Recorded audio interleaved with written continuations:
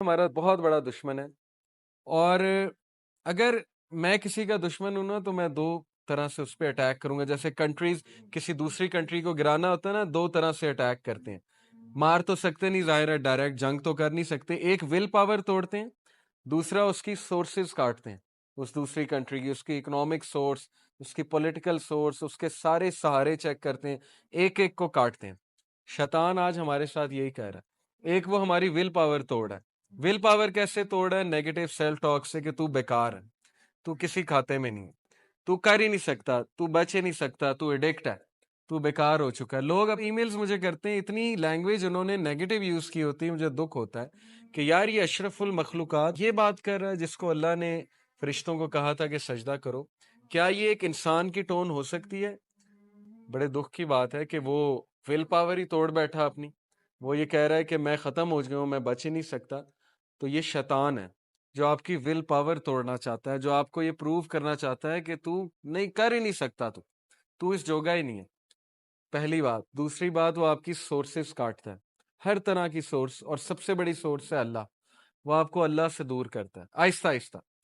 پہلے نمازیں چھڑوا کے، پھر یہ کہ نمازوں کے حوالے سے دل میں ایک تنگی سی بنا کے کہ یار نماز کیوں میں پڑھوں، سستی سی ہوتی ہے نماز پڑھنے کے حوالے سے، اٹھا نہیں جاتا، نماز پڑھی نہیں جاتی. پھر اللہ سے جو ایک آدھی دعا آپ کر رہے تھے ہفتے میں وہ بھی جاتی ہے، اللہ سے تعلق ہی کوئی نہیں. پھر جو کبھی سوتے ہوئے کبھی اللہ سے بات کر لیتے تھے وہ بھی جاتا ہے. آہستہ آہستہ آہستہ آہستہ اللہ نکلتا جاتا ہے لائف سے، یعنی ہم خود نکالتے ہیں اللہ سبحانہ و تعالیٰ کے کانسیپٹ کو. تو یہ وہ ہماری سورس توڑ ہے، ہمارا تعلق توڑ ہے اللہ سے. جب اس نے دو چیزیں کر لی نا، آپ کی ول پاور توڑ دی اور آپ کا اللہ سے جو تھوڑا بہت کانٹیکٹ تھا وہ بھی توڑ دیا، تو پھر سمجھیں کہ وہ سکسیسفل ہو گیا آپ. اور یہی بات اللہ نے وارن کی کہ دیکھو وہ تمہارا بدترین دشمن ہے. آج ہماری یوتھ ڈی موٹیویٹڈ کیوں ہے؟ کیونکہ ان کو نا امیدی ہے.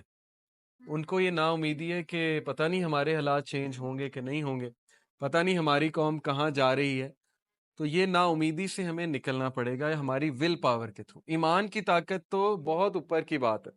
پہلے تو ہم ول پاور کی بات کریں نا. ایک بندہ چینج نہیں ہونا چاہتا، اس کو کیسے کوئی چینج کر لے گا؟ ایک بندہ اپنے حالات کو تبدیل ہی نہیں کرنا چاہتا. یہ تو قرآن میں ہے، سورہ رات میں اللہ کہتے ہیں کہ اللہ اس قوم کی حالت نہیں بدلتا جو خود نہیں بدلنا چاہتے. اس کی حالت کیسے اللہ بدل دے گا؟ ڈیسیجن ہی نہیں لے رہا ایک بندہ چینج ہونے کا. وہ اپنی غلطیاں ہی نہیں کریکٹ کرنا چاہتا، وہ سبمٹ کر چکا ہے. وہ کہتا ہے کہ میں ہی غلطیاں کروں گا ہی کروں گا، میں ایڈکٹ ہو چکا ہوں، اب میں نہیں بدل سکتا. تو کیسے اس کو اللہ تعالیٰ تبدیل کر دے؟ یہ سوچنے کی بات ہے.